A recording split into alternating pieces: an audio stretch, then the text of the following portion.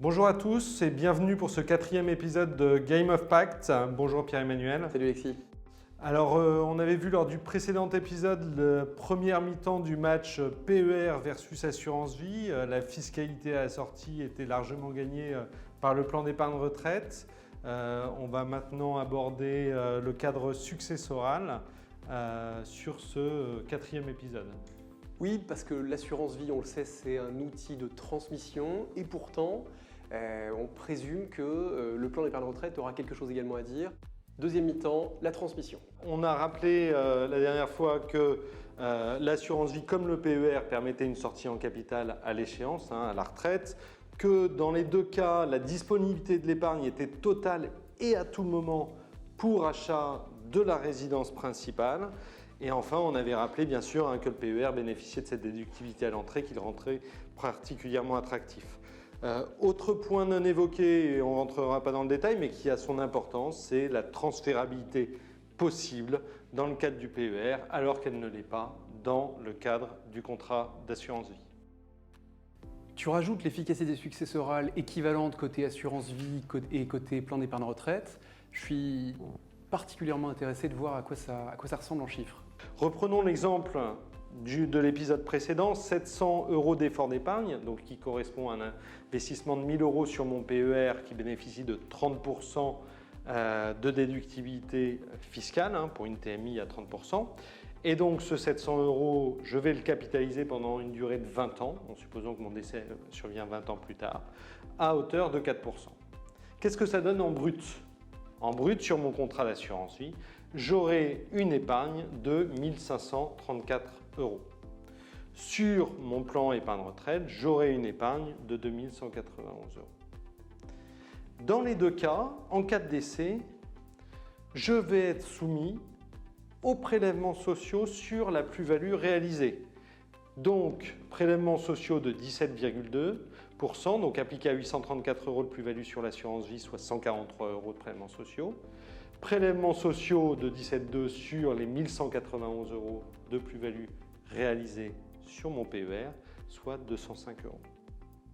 Alors dans un cas, je suis dans le cadre très favorable de l'assurance vie, donc je n'ai pas le droit de mutation, droit de succession vis-à-vis de mes bénéficiaires, alors que dans le cadre du PER, je suis soumis au droit de mutation et je vais supposer ici que je suis dans le cadre d'une transmission en ligne directe pour un patrimoine de moins de 552 000 € par bénéficiaire, donc déjà des patrimoines relativement conséquents, et donc je vais tenir compte de droits de succession à hauteur de 20%. Qu'est-ce que ça donne en chiffres ? 0 € de droit de mutation en assurance vie, 438 € de droit de mutation dans le cadre de mon PER. Dans le cadre de mon contrat d'assurance vie, j'ai ainsi transmis 1 390 €. J'ai transmis 1 548 € dans le cadre du plan d'épargne retraite. Donc pour être clair, j'ai transmis plus sur mon plan d'épargne retraite que sur mon assurance vie, alors que je n'ai pas d'avantage successoral sur le plan d'épargne retraite. D'où ça vient ? Eh bien, ça vient de la tranche marginale d'imposition. Au final, l'avantage fiscal que j'ai eu de 30% est supérieur à la fiscalité des 20% sur au titre des droits de succession. Et donc, si je résume, eh bien, dès que je serai à plus de 30% de tranche marginale, l'efficacité successorale du PER sera supérieure à celui d'un contrat d'assurance vie. J'ai beaucoup lu récemment que la passerelle envisagée entre assurance vie vers plan d'épargne retraite, c'était une mauvaise idée pour les épargnants. Tu peux nous en dire un peu plus ? Alors, mauvaise idée, je ne sais pas qui a évoqué ce sujet-là. On va peut-être revenir déjà sur le fonctionnement de cette passerelle et le fonctionnement surtout de cet avantage fiscal additionnel à transférer son épargne d'un contrat d'assurance vie vers le PER. Premier point, cette passerelle est soumise à 3 conditions. Première condition, il faut que mon contrat d'assurance vie ait plus de 8 ans. Deuxième condition, il faut que je sois âgé de moins de 57 ans au moment où je demande cette bascule de mon contrat d'assurance vie vers mon PER. Et enfin, dernière condition, il faut que je fasse cette bascule avant le 31 décembre 2022.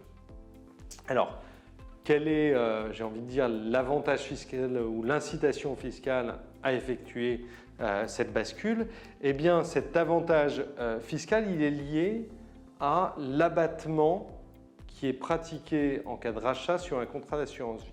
Sur un contrat d'assurance vie, lorsque je rachète mes sommes à partir de 8 ans, je suis soumis aux prélèvements sociaux et je suis soumis au prélèvement forfaitaire libératoire de 7,5, au-delà d'un abattement de 4 600 € pour une personne célibataire et 9 200 € de plus-value rachetée pour un couple. Dans le cas de cette bascule, cet abattement est multiplié par 2. Et les sommes que je vais réinvestir, bien sûr, seront déductibles de l'IR. Attends, tu es en train de nous dire qu'il y a un double avantage fiscal à la bascule entre assurance vie vers plan d'épargne retraite. J'ai non seulement la déductibilité à l'entrée, mais en plus j'ai une exonération sur les plus-values? Exactement, exactement. Donc on va le voir sur un exemple très concret, voir ce que ça peut représenter concrètement. Et prenons l'exemple de quelqu'un qui a un contrat d'assurance vie avec 150 000 € d'épargne. Ces 150 000 € auront été constitués, dans mon exemple, par 100 000 € de versement et 50 000 € de plus-value. Ça veut dire quoi très concrètement par rapport à cette passerelle? Ça veut dire que ici, je considère que mon titulaire du contrat est en couple, donc il bénéficie d'un abattement sur ses plus-values de 9 200 € x 2, soit 18 400 €. Le rachat nécessaire pour consommer l'intégralité de cet abattement, dans la mesure où mes plus-values représentent un tiers du contrat, ce sera 18 400 fois 3, puisque c'est un tiers, soit 55 200 €. Donc là, je peux faire un rachat sur mon contrat d'assurance vie de 55 200 € qui ne subira que les prélèvements sociaux. Et ces 55 200 € sont vraiment déductibles de mon revenu imposable? Exactement, exactement, et je vais alors les réinvestir sur un plan d'épargne retraite. Alors refaisons le lien maintenant avec les droits de succession et voyons ce que ça génère comme avantage d'avoir fait cette bascule pour mon client s'il était amené à décéder quasiment le lendemain de cette opération.